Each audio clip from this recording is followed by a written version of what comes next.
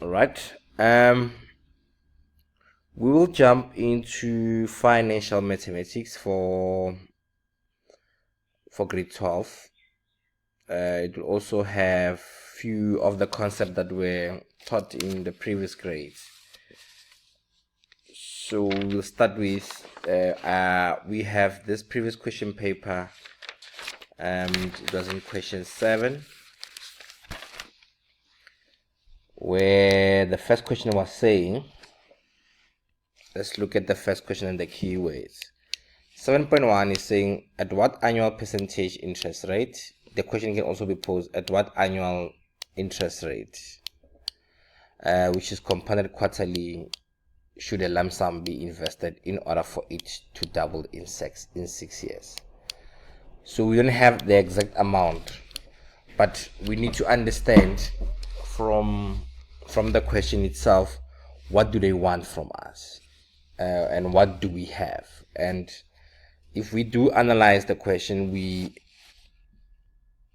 are looking at what annual interest rate, which is compounded quarterly. This is very, very key. So we don't have I.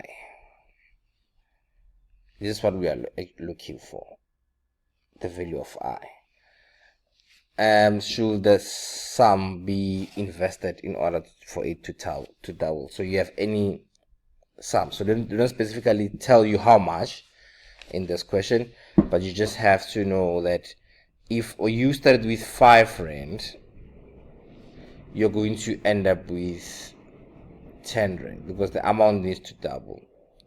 So if you start with P, your principal amount, it means your A, which is your accumulated amount, will actually be 2P.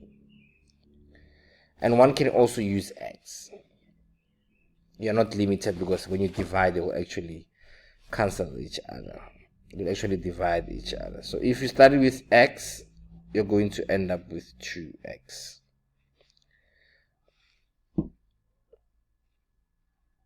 That's the whole idea. So if you start with a half, you'll end up with X.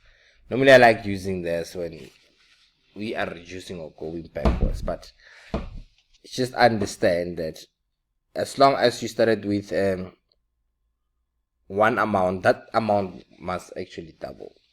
So we'll do the question. The other thing is compounded. Is compounded quarterly. Those are the other key words to say this is compounded quarterly. And it's also very, very important to know that it is an investment, so it is growing. So it's compound growth. So let us make space here to say, okay, if you have compound growth, you will then have to use this formula to say A must be equal to P because it's compounded and it's growing because it's an investment. So we use compound growth. Remember, the N is the period. So we are given 6 years as the period of that investment. Like we said in the previous question, I'm going to use red so that you can see the amount that you're going to have will actually be 2P because you have started with the principal amount that we don't know. And then we have 1, and the interest rate is compounded quarterly, so it will compound each and every 3 months. So hence we divide it by 4 because the annual interest rate will be compounded quarterly. We'll have how many quarters in a year? We'll have 4 of them. So it means it will grow it will gain interest each and every quarter. So it will grow 4 times in that annual interest rate. Yes. And then the period is, it will normally take 6 years, but because it's being compounded quarterly, so it means each and every quarter it will actually grow. So how many quarters are there in the 6 years, because we know that in 1 year we have 4 quarters, so those 6 years would actually be multiplied by 4.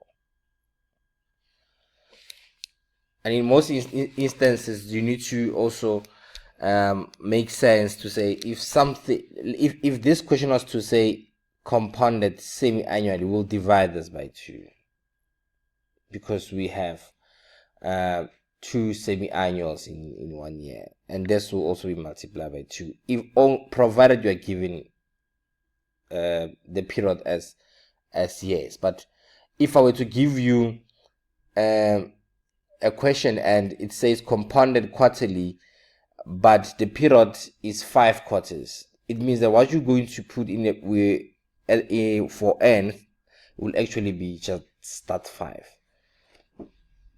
Hence we are multiplying by 4. Doesn't necessarily mean that because it's compounded quarterly, we divide by 4 and we'll always multiply the period by 4. It will depend. If the period is given in years, then you can divide by 4.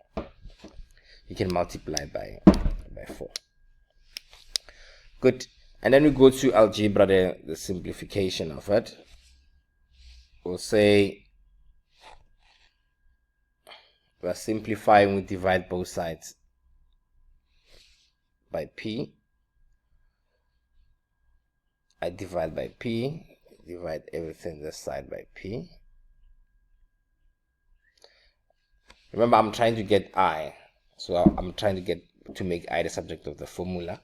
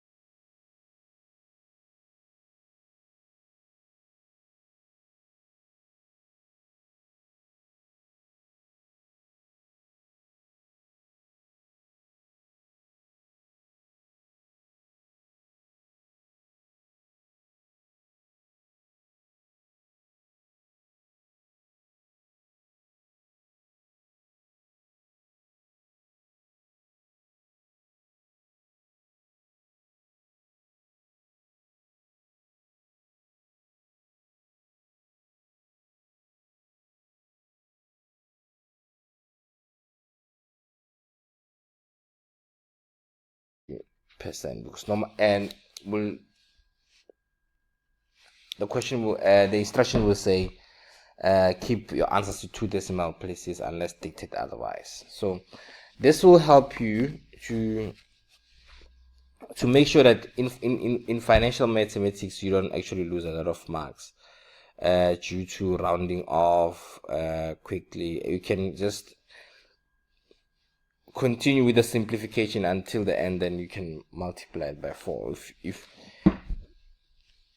and you'll be comfortable with it the more you practice it. And one can also start and say I'm going to get a value this side, and it will give you 0.0293, and then don't round it off, so round off at the end of the problem.